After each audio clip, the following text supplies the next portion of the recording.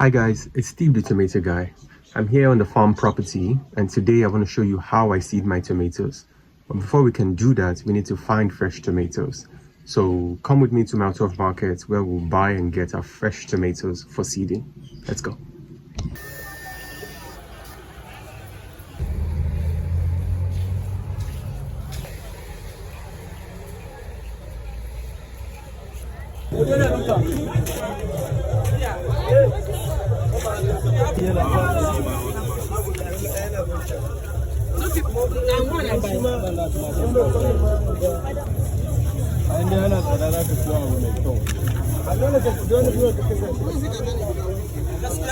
I don't give you money.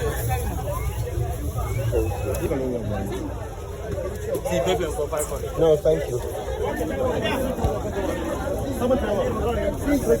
Hey, so we're back. I have gotten some very ripe tomatoes here for seeding, and we're going to do that together. Let me get my apron on. So there are many ways to seed tomatoes. This is my personal favorite, my method. So you might find other alternatives that work well, better for you. But I just wanted to show you how easy it is to do it at home without having the technical know-hows. Over here, let me show you. I have a container to collect my seeds. We'll be doing the fermentation method, but we'll talk about that later. I have paper here to collect the dry seeds, more like an envelope. I'll show you how I staple those together. I have a knife for cutting the tomatoes. Show you the better ways of cutting the tomato. I have my receptacle for the tomatoes with the seeds removed. I have my container where after collection and it's dry, I staple it and I document the dates, the type of tomatoes, and the shape of the tomato. I store them here in a dry, dark place. I have water here and I have my stapler. So what we'll do is we'll start with the method. There are many ways to do this. You could take your fresh tomatoes, right, and you could cut them open. You could collect them. I have a small spoon here. You could collect the seeds and just lay them out on a piece of white paper. Leave them out in the sun to dry. If you do that, after they're dry, you can always just go back and go with your fingers to crumple them out. Make sure they don't stick together. And when they dry, they're ready for planting. That method works, but I prefer the fermentation method. And the fermentation method involves getting a jar like this and filling it more like halfway with water. Ooh, let's see if I get this right. Ah, messy. Right? Somewhat like this. And then you get your tomatoes. I usually tend to avoid the mushy, soft ones like this ones. They don't plant well. So you want fresh tomatoes that can give you good healthy seeds. So these ones that are hard and nice. This one is a bit mushy, so we won't use this one. This one is mushy as well, so we will not use this one. So these ones that are hard, I will take one of this and I cut them open. Now, you might feel like there are many ways to cut a tomato. Just laying them out, the top part facing up, and cutting them through like that. And then I just collect the seeds. Ooh, actually, I got it the other way around. It's better to do it vertically. Should I redo the video? Nah, I'll explain. So when you have the top part facing up and you cut through, like I just did, you see how you have holes with the seeds all around. It becomes difficult to go in with a spoon and sort of get the seeds out. You know, it's a lot of work. Let me show you here.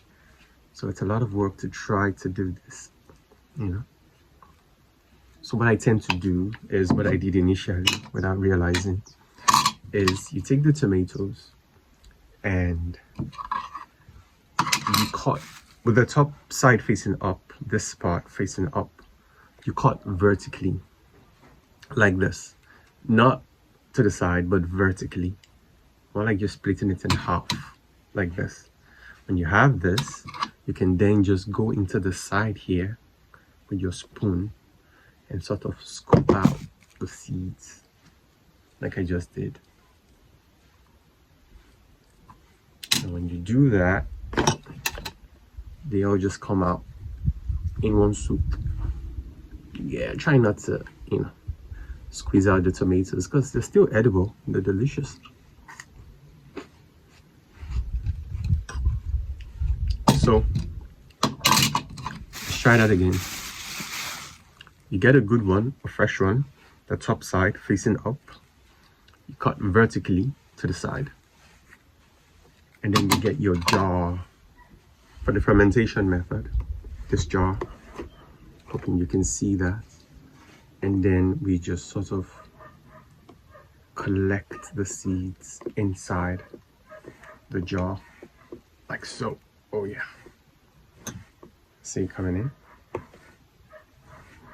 Just sort of do that all the way through. Oh yeah.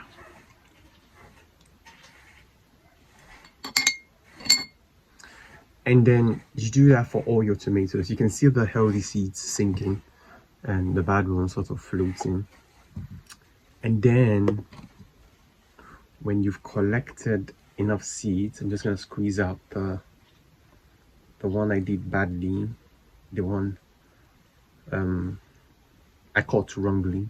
I'm just gonna squish it all out here. Oh yeah.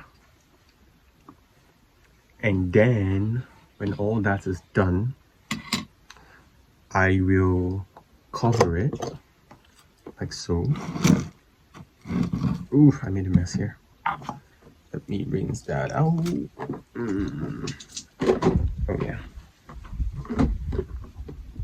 Okay. So I would cover it like this and shake it. This is still the fermentation method for seeding tomatoes. Just shaking it. Some people say to leave it open and just take it to a dark place, a cool dark place. Just let it stay there. Typically for a couple of days, say 3-4 days. I tend to do 5 days or a week. I just leave it there. And every time you see all those bubbles coming up, you see how the flesh of the tomatoes and some of the seeds are still at the top. When you fill it up with enough seeds and you leave it there for a few days, all of the seeds here, they start to sink. Now, every morning you would go in and you would shake it like so.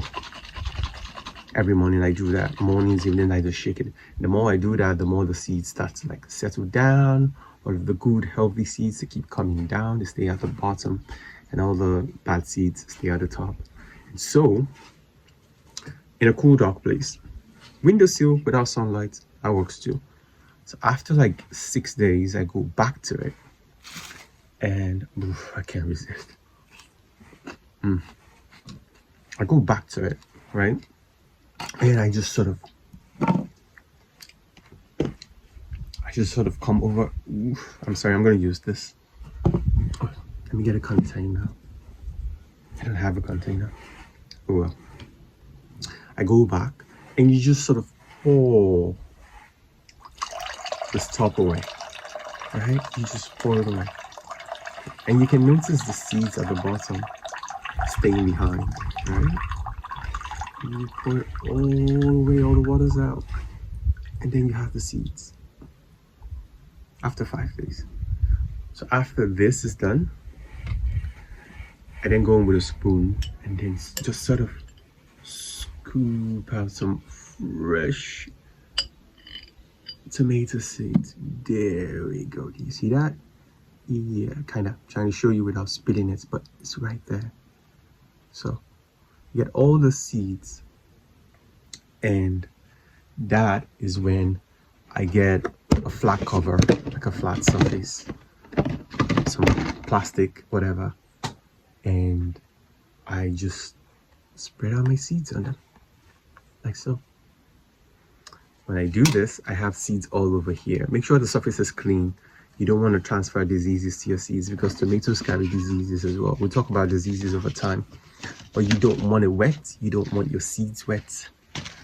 I mean, after they're dry and you store them. So when you have this is clean, but this cover is not clean right now, so I'm not going to be keeping this. I might just try and plant it right now. But what you want to do is then spread it out and leave it out in the sun to dry.